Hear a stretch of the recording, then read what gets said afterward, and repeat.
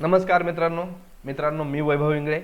स्वागत आहे तुमचं आपल्या इन्फॉर्मेशन कट्टा या यूट्यूब चॅनलमध्ये.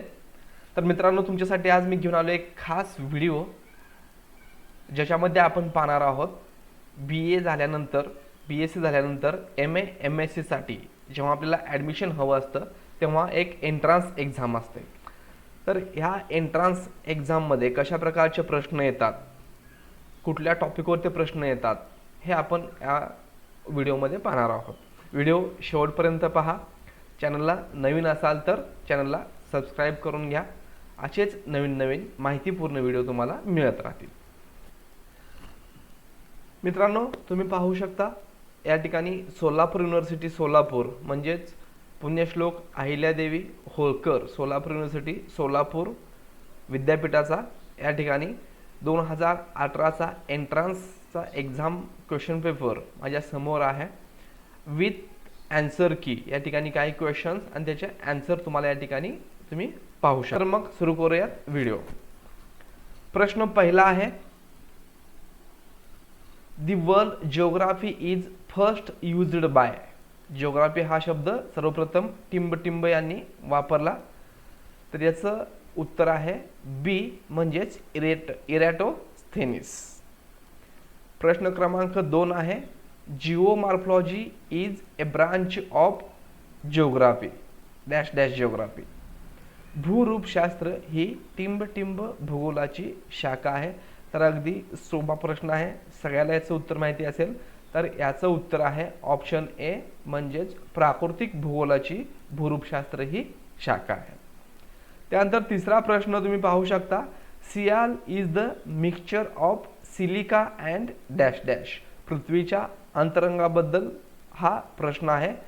तर सियाल हे सिलिका व टिंब या धातूचे मिश्रण असते. तर याचं उत्तर आहे ए म्हणजेच सियाल हे सिलिका व ॲल्युमिनियम या धातूचे मिश्रण आहे. चला पाहूयात पुढचा प्रश्न. पुढचा प्रश्न आहे, the continental drift theory presented bye. भूखंड वहन सिद्धांत टिंब यांनी मांडला. याचं उत्तर सगळ्यांनाच यायला पाहिजे. तर ऑप्शन आहेत ब्लाश, रॅडझेल, सेम्पल आणि Wegener.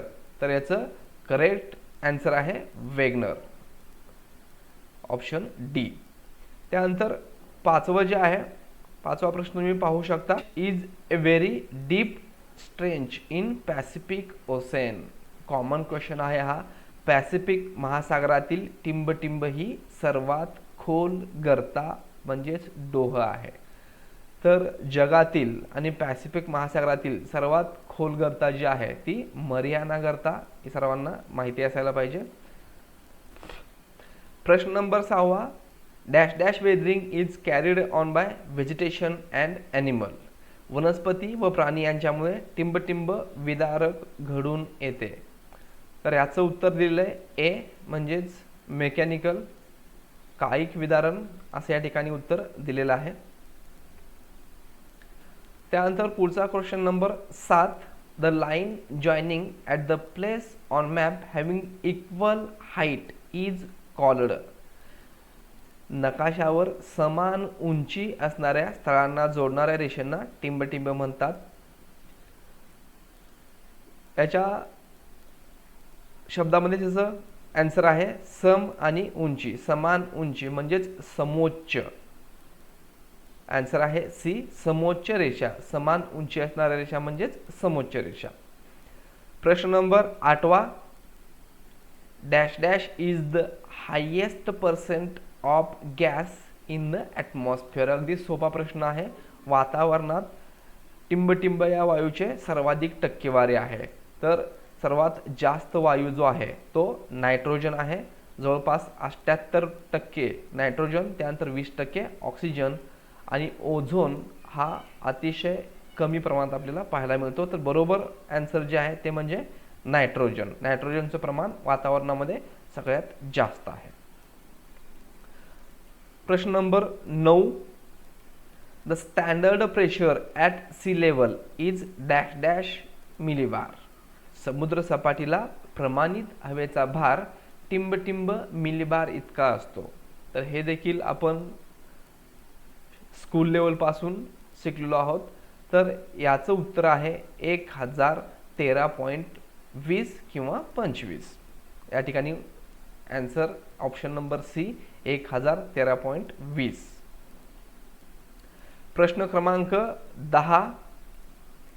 Water existing in the form of vapour in the air is called dash dash. हवेत बाष्पाच्या रूपात असलेल्या पाण्याच्या अस्तित्वाला हवेची टिंबटिंब म्हणतात. तापमान राहायला म्हणत नाहीत, उष्णता म्हणत नाहीत, राहिलं फक्त आता ह्युमिडिटी. तर याचं आन्सर आहे ह्युमिडिटी, ऑप्शन नंबर सी. प्रश्न क्रमांक 11. Natural and dash dash environment are the two main types of environment. पर्यावरणाचे नैसर्गिक व टिंबटिंब पर्यावरण असे दोन प्रकार पडतात. एका बाजूला निसर्ग म्हटलं, दुसऱ्या बाजूला मानव, म्हणजेच मानव आला की त्या ठिकाणी संस्कृती आली. म्हणून पर्यावरणीय आणि सांस्कृतिक हे पर्यावरणाचे, नैसर्गिक आणि सांस्कृतिक हे पर्यावरणाचे दोन प्रमुख घटक आहेत. प्रश्न क्रमांक 12. Dash dash used the term possibilism for the first time.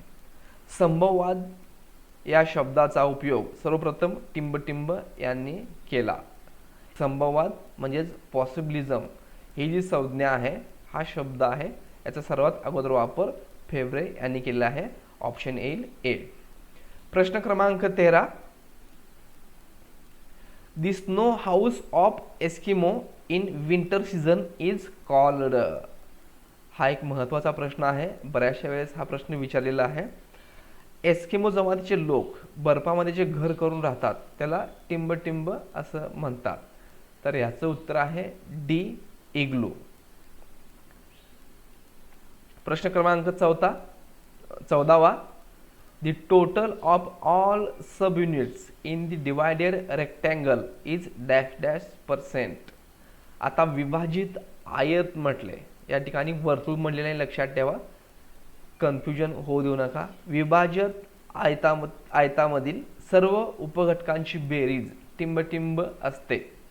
वर्तुळामध्ये ती 360 असते, या ठिकाणी मात्र ती 100 इतकी असते. विभाजित आयतामध्ये 100, म्हणून ऑप्शन बी. पुढचा प्रश्न क्रमांक 15. Bombay high oil field is found in dash dash state. Bombay high तेल क्षेत्र टिंबटिंब या राज्यात येते. तर हे मुंबईजवळ आहे, मुंबई महाराष्ट्रामध्ये आहे, त्यामुळे नक्कीच याचं उत्तर ऑप्शन क्रमांक ए, महाराष्ट्र. बॉम्बे हाय तेल क्षेत्र हे महाराष्ट्र या राज्यामध्ये आहे. त्यानंतर पुढचा प्रश्न क्रमांक 16. Dash dash power resource is found in Jharia. तर झारियामध्ये खालीलपैकी कुठलं शक्ती साधन सापडतं? तर त्या ठिकाणी ऑप्शन दिलेले आहेत, नैसर्गिक वायू, तेल, कोळसा आणि यापैकी नाही. तर झारिया, बोकारो हे जे आहेत ते कोळशासाठी, दगडी कोळशासाठी प्रसिद्ध आहेत, म्हणून याचा ऑप्शन क्रमांक सी उत्तर येईल, दगडी कोळसा. त्यानंतर प्रश्न क्रमांक 7. इन द सेंट्रल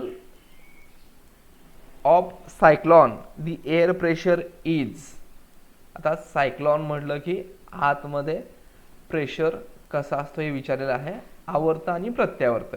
आवर्ताच्या केंद्रभागी हवेचा भार जो असतो तो कमी असतो, आणि प्रत्यावर्त किंवा अँटीसायक्लॉन म्हटलं तर सेंटरमध्ये हाय. लक्षात घ्या, आपण या ठिकाणी सायक्लॉन किंवा आवर्त म्हणलं की आतमध्ये यल लिहितो, यल फॉर लो, हे लक्षात ठेवायचं. आणि अँटीसायक्लॉन म्हटलं की एच म्हणजेच हाय प्रेशर. तर पुढचा प्रश्न आहे प्रश्न क्रमांक 18. The world population day celebrate on. जागतिक लोकसंख्या दिन टिंबटिंब या दिवशी साजरा केला जातो. हा देखील प्रश्न बऱ्याचशा कॉम्पिटिटिव्ह एक्झाममध्ये देखील विचारला जातो. तर याचं उत्तर आहे 11 जुलै, ऑप्शन नंबर बी. 11 जुलै हे याचं उत्तर आहे. जागतिक लोकसंख्या दिन 11 जुलै या दिवशी साजरा केला जातो.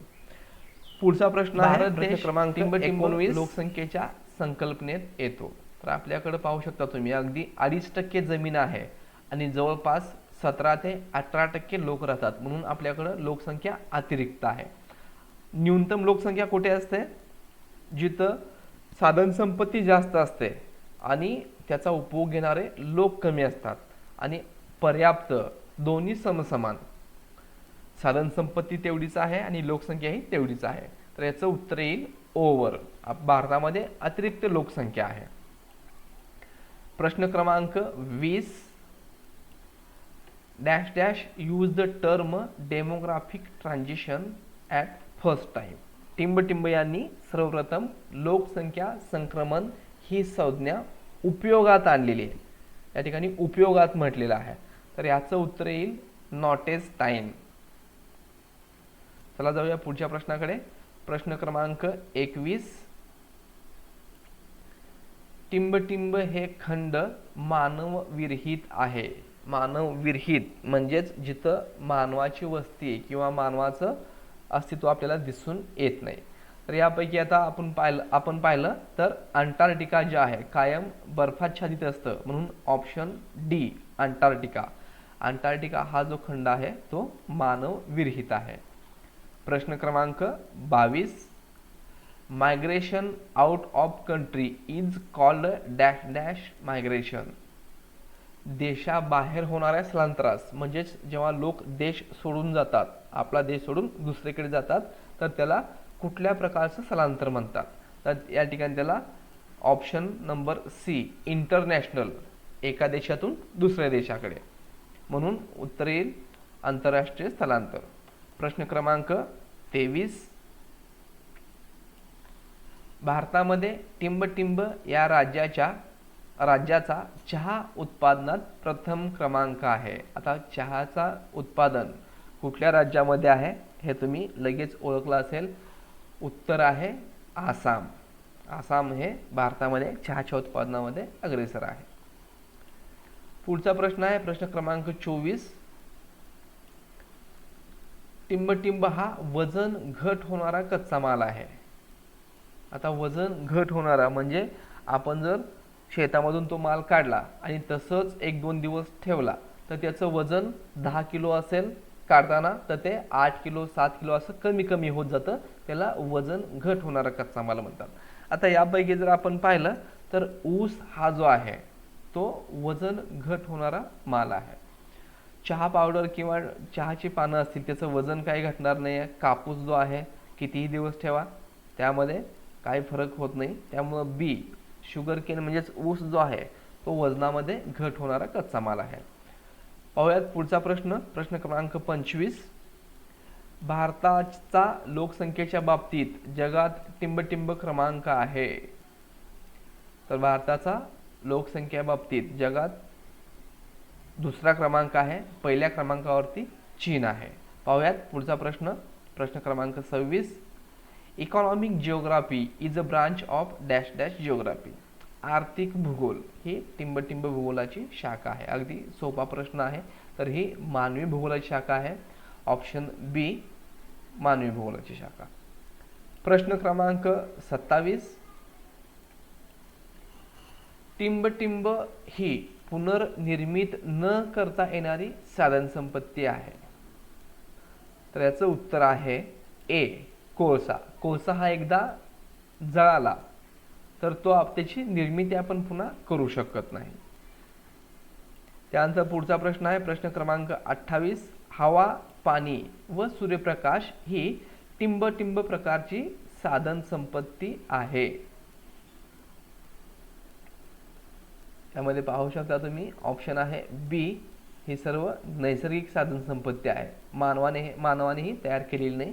त्यामुळं याचं उत्तर येईल नैसर्गिक. ऑप्शन क्रमांक बी. त्यानंतर question number 29 power resource is non as mother of industries dash dash या शक्ती साधनाचा उद्योगधंद्याची जननी असे म्हटलं जातं. तर जे पॉवर रिसोर्स जो कुठला आहे जो मदर ऑफ इंडस्ट्री किंवा शक्ती साधन कुठला आहे उद्योगधंद्याची जननी म्हणून कुणाला ओळखलं जातं तर कोळसा. ऑप्शन नंबर सी कोळसा. त्यानंतर प्रश्न क्रमांक 30, टिंबटिंब हा उच्च प्रतीचा दगडी कोळसा आहे. तर दगडी कोळसाचे 3 ते 4 प्रकार पडतात. अँथ्रासाइट, बिटुमिनस, लिग्नाइट, पीट. तर त्यापैकी याचं उत्तर जे आहे, उच्च प्रतीचा कोळसा जो आहे तो अँथ्रासाइट. याचं ऑप्शन उत्तर येईल ए, ऑप्शन ए. तर मित्रांनो, व्हिडिओ कसा वाटला कमेंट बॉक्समध्ये नक्की सांगा. याच्या पुढचा जो पार्ट आहे तो आपण नंतरच्या व्हिडिओमध्ये पाहणार आहोत. धन्यवाद.